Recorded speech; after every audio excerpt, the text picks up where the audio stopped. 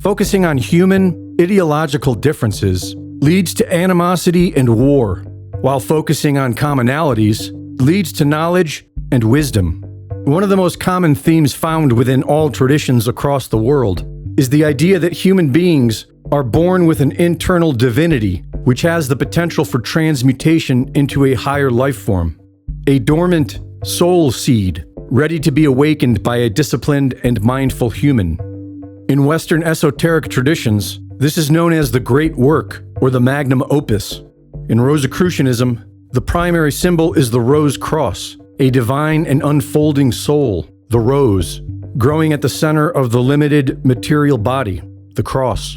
This is also the true meaning of alchemy. The lead is the crude human ego and body, and the gold is the divine spirit. All Hermetic traditions are based on the teachings of Hermes, which tells us that what we call the physical world is a mental construct created by the divine mind with the help of human consciousness. In Freemasonry, this is symbolized by the ashlar, the rough stone that must be shaped into the perfect ashlar, representing the refinement of the self.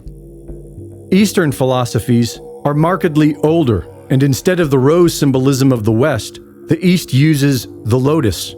In yoga, the human body is viewed as a vessel created for ascension. It teaches that the central nervous system is a mechanism that can be consciously operated to activate higher faculties and ultimately achieve liberation. Hindu Vedanta teaches that the separate human identity is an illusion, and if we free ourselves of this dream, we will realize that we are all the same divine source. Mahayana Buddhism teaches that all living beings possess the seed of enlightenment. One of the most revered archetypes in Buddhism is the Bodhisattva, one who achieves this enlightenment but chooses to remain in the cycle of rebirth to help all other sentient beings achieve the same. This teaching can also be found in the Abrahamic religions. In Jewish mysticism, the tree of life exists within the human form, and by ascending the tree, the human transforms from a lower soul to a divine spirit. Sufism teaches that through a deep love for the divine, one can merge completely with it. In Gnosticism, the material world is viewed as an illusion that imprisons a divine spark within the human body, and through direct experiential knowledge, one can awaken this spark and liberate it. In Eastern Orthodoxy, there is the concept of the uncreated light, Theosis.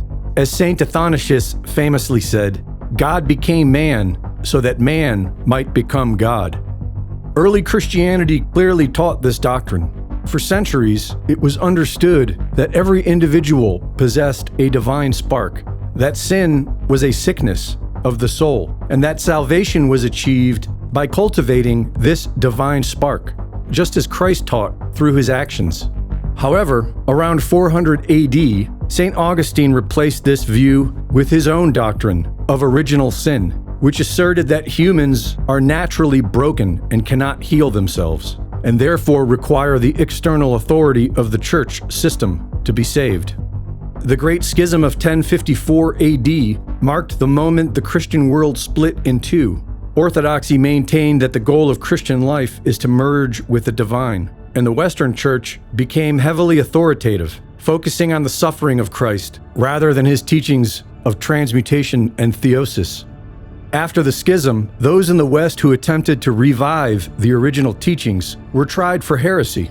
This is a complete historical inversion. As the Orthodox perspective suggests, the Great Schism was an act of heresy by the Catholic Church itself. For heresy is defined as a deviation from original teachings, and the original teachings did not include original sin or salvation through a hierarchic system of man.